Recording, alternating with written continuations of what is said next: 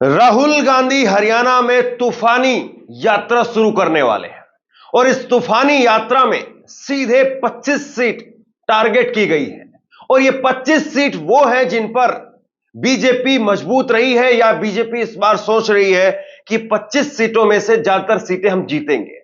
लेकिन राहुल गांधी ने अचानक से प्लान बनाया और यह प्लान कांग्रेस पार्टी का बीजेपी को धराशायी करने वाला है, बीजेपी को औंधे मुंह गिराने वाला है। आपको मैं बता दूं कि हरियाणा के अंदर अब प्रचार प्रसार का केवल 3 सितंबर तक का समय है और ऐसे में राहुल गांधी 4 दिनों की यात्रा पर निकल रहे हैं, रथ यात्रा पर। जिस तरीके से भारत जोड़ो न्याय यात्रा में आपने उनको बस के द्वारा देखा, वैसे ही राहुल गांधी एक बार फिर से यात्रा पर निकल रहे हैं और इसकी शुरुआत हो रही है कल सुबह से। कल सुबह 30 सितंबर को राहुल गांधी नारायणगढ़, यह बड़ी खास सीट है और राहुल गांधी की आप देखिए कि राजनीति किस तरह की है। राहुल गांधी उस सीट से शुरुआत कर रहे हैं जिस सीट पर 2010 के अंदर 2014 में चुनाव जीत करके आए थे नायब सिंह सैनी। जिस सीट पर मुख्यमंत्री चुनाव जीत करके आया हो, उसी सीट से आप चुनावी प्रचार प्रसार की शुरुआत कर रहे हो। आप समझिए कि कॉन्फिडेंस कितना हाई है और राहुल गांधी का यह कॉन्फिडेंस बीजेपी को परेशान करने वाला है। राहुल गांधी की यह यात्रा इसलिए भी काफी अहम मानी जा रही है क्योंकि कल ही प्रियंका गांधी का हेलीकॉप्टर उतरने नहीं दिया। कल आपने देखा होगा, हमने चैनल पर एक वीडियो लगाई थी, करीब करीब 1.5 घंटे तक वो वीडियो लाइव शेड्यूल में रही, लेकिन उस वीडियो को हमें हटाना पड़ा क्योंकि जानकारी निकल करके सामने आई कि प्रियंका गांधी की जो रैली होनी थी, जिसको लेकर के कांग्रेस ने बड़ी जोर शोर से तैयारी की थी, उस रैली के लिए हेलीकॉप्टर लैंडिंग की अनुमति नहीं मिल पाई और उसके बाद में प्रियंका गांधी को रैली रद्द करनी पड़ी। तो हेलीकॉप्टर रोकना बीजेपी के लिए कितना भारी पड़ सकता है, यह अपने आप में बहुत कुछ संकेत मिलने वाले हैं। और राहुल गांधी इस यात्रा की जब शुरुआत करेंगे कल वो 6 विधानसभाओं को कवर करेंगे, एक एक करके। जो रास्ते में अंबाला से शुरू होकर के यात्रा कुरुक्षेत्र करनाल तक, अंबाला करनाल कुरुक्षेत्र तक ये यात्रा पहुंचेगी। तो राहुल गांधी इस यात्रा के जरिए 7-7, 8-8, 10-10 विधानसभाओं को एक दिन में कवर करके और करीब 25-30 विधानसभाओं को कवर करने वाले हैं राहुल गांधी। और कांग्रेस पार्टी ने अचानक से जो ये प्लान सामने रखा है, इसका बीजेपी के पास में कोई काट नहीं है।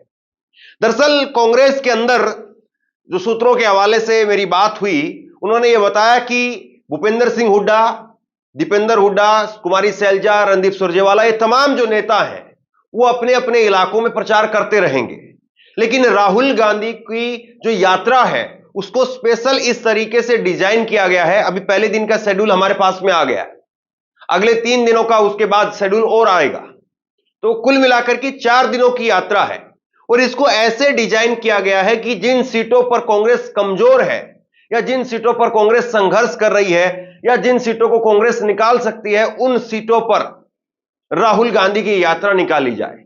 जो सीटें एक तरफा है कांग्रेस के लिए, उन सीटों पर यह यात्रा नहीं होगी, यह बताया जा रहा है। तो बीजेपी की एक तरीके से जमीन को खींचने का काम राहुल गांधी कर रहे हैं। और याद करिए, राहुल गांधी ने जो पहली रैली की थी वो भी करनाल, यानी 9.5 साल तक जो सीएम सिटी रहा करनाल, उसी करनाल के असंध में रैली की और उसी असंध में कल मैंने लोगों से बात की, ग्राउंड रिपोर्टिंग की।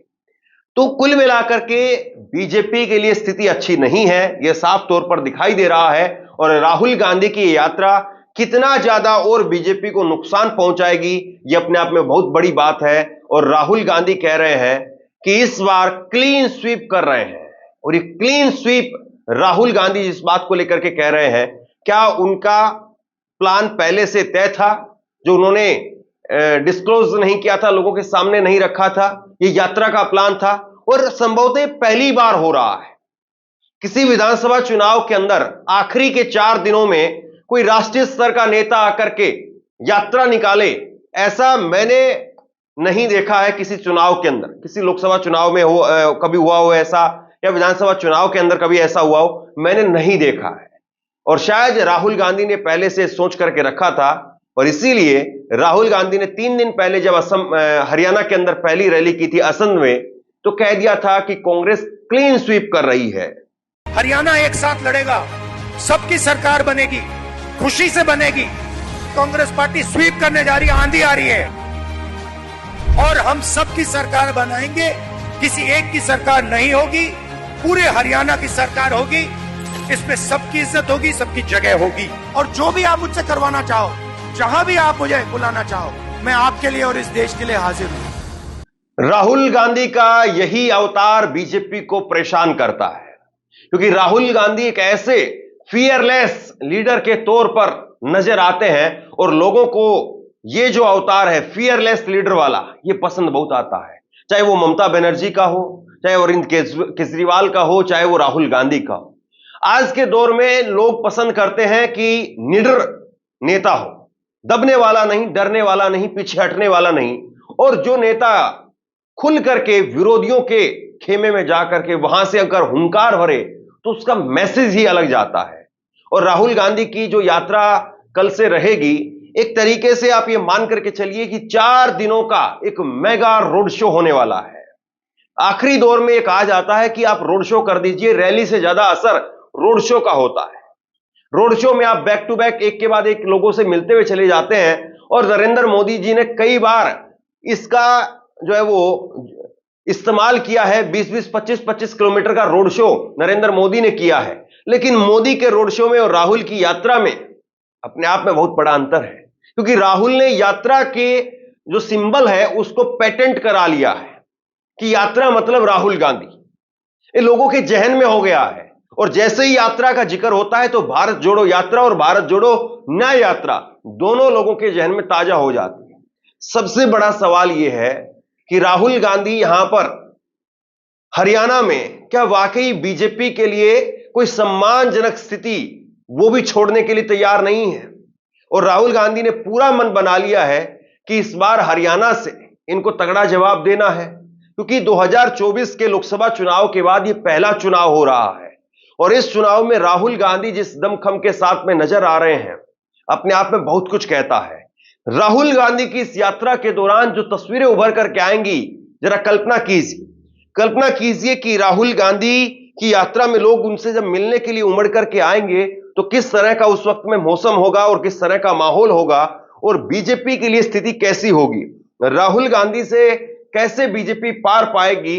और जो ये चुनौती राहुल गांधी पेश कर रहे हैं, क्या बीजेपी के अंदर कोई ऐसा नेता है जो अपनी यात्रा निकाल सके? क्या नरेंद्र मोदी और अमित शाह, जो अभी तक हरियाणा में रैलियां अगर देखें तो रैली भी ठीक से नहीं कर पाए हैं, क्या वो रोड शो करने की हिम्मत जुटा पाएंगे? क्या हरियाणा में रोड शो करने के लिए बीजेपी के साथ में भीड़ दिखाई देगी? कुछ तस्वीरें मैंने अभी हाल में अमित शाह की रैली की आपको दिखाई थी, और वो रैली मुख्यमंत्री के क्षेत्र में हुई थी, और उस रैली में भीड़ बहुत ज्यादा नहीं थी। और अपने आप में यही जो है वो बताता है कि बीजेपी की रैलियों में भीड़ नहीं आ रही है, और इसीलिए बीजेपी को डर भी लग रहा है। बीजेपी की रैलियों में काले झंडे, काले रंग के कपड़े, चुन्नी, टी शर्ट, शर्ट ये पहनने की अनुमति नहीं है। ये भी हाल के अंदर हमने वीडियो दिखाई थी, आप देखिए कुछ तस्वीरें ये आपके सामने है, और इन तस्वीरों के जरिए आप बखूबी समझ सकते हैं कि कैसे बीजेपी संघर्ष करती हुई दिखाई दे रही है। बीजेपी के लिए बड़ी मुसीबत है। और मैंने ये भी दिखाया था आपको कि अमित शाह की जब रैली हुई तो अमित शाह की रैली में भीड़ लाने के लिए बसों को लगाना पड़ा, और अमित शाह की रैली में भीड़ लाने के लिए बसों को लगाना पड़ा। इसका मतलब सीधा सा है, इसका मतलब यह है कि बीजेपी के पास में कोई और दूसरा कद्दावर नेता फिर क्या कर पाएगा, जब अमित शाह ही अपने आप को बहुत ज्यादा मजबूत स्थिति में नहीं पा रहे हैं, और अमित शाह की रैली के लिए भी नायब सिंह सैनी को वो बसें लगानी पड़ रही हैं। सबसे बड़ी बात यह है कि जो नायब सिंह सैनी ने बसें लगाई, उसके बावजूद भी अमित शाह की रैली के अंदर बहुत भारी भरकम भीड़ जो है वो नजर नहीं आई। और अमित शाह की रैली जहां पर हुई थी वो कुछ होटल थे, चूंकि मैं उस रैली में ग्राउंड पर मौजूद था, वो रैली मैंने कवर की है। कुछ होटल थे और होटल के बीच में एक जगह थी, उस जगह पर वो रैली हुई है। कोई बहुत लंबा चौड़ा ग्राउंड नहीं था, कोई खेत खलियान नहीं थे कि उसमें बहुत बड़ा आलीशान टेंट लगाया गया है और उस टेंट में रैली हो रही है। होटलों के बीच में एक और होटल बनने के लिए जगह थी और उस खाली जगह के अंदर, या होटलों के बीच में एक रिजॉर्ट आप कह लीजिए, जो समारोह स्थल होते हैं शादी के ब्याह के लिए, उतनी भर केवल जगह थी। उस जगह में अमित शाह का टेंट लगा करके रैली हुई है। आप सोचिए कि इतनी जगह में कितने लोग आ गए। कुल मिलाकर के मुझे लगा कि उस रैली में अमित शाह जी की जो रैली हुई, और वो रैली मुख्यमंत्री के सीट पर हो रही है, उस रैली में भी मुझे नहीं लगता है कि 3-4 हजार से ज्यादा लोग आए होंगे। तो अगर मुख्यमंत्री की सीट पर लोग नहीं आ रहे हैं, अमित शाह की रैली में लोग नहीं आ रहे हैं, तो बीजेपी के लिए पहले ही अपने आप में एक खतरे की घंटी तो बज रही थी। बीजेपी के लिए अपने आप में एक बड़ा संकेत उनको मिल रहा था। लेकिन अब जिस तरीके से राहुल गांधी की यात्रा की जो तस्वीरें निकल करके सामने आएंगी, और कल मैं आपको वो तस्वीरें कुछ दिखाने की भी कोशिश करूंगा, राहुल गांधी की यात्रा की जो तस्वीरें निकल करके सामने आएगी और उसमें कई कई किलोमीटर तक लंबा काफिला दिखेगा, लोगों का रैला एक दिखेगा, रैली नहीं रैला, तो ये अपने आप में जो है बीजेपी के लिए बहुत बड़ी परेशानी खड़ी करने वाला होगा।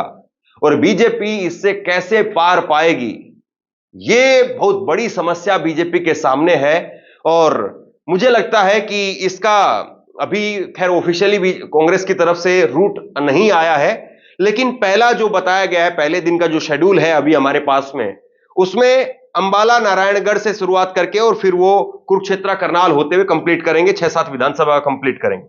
मुझे लगता है कल और परसों वो अंबाला, भिवानी, हिसार इस तरफ का एरिया रहेगा, और फिर उसके बाद में 4 दिनों में से 2 दिन जो है वो अहिरवाल क्षेत्र में भी लगाएंगे, जो दक्षिण हरियाणा की बेल्ट है, गुड़गांवा और रेवाड़ी की तरफ जो है उनकी रैलियां, वो उनकी जो यात्रा है वो निकलेगी।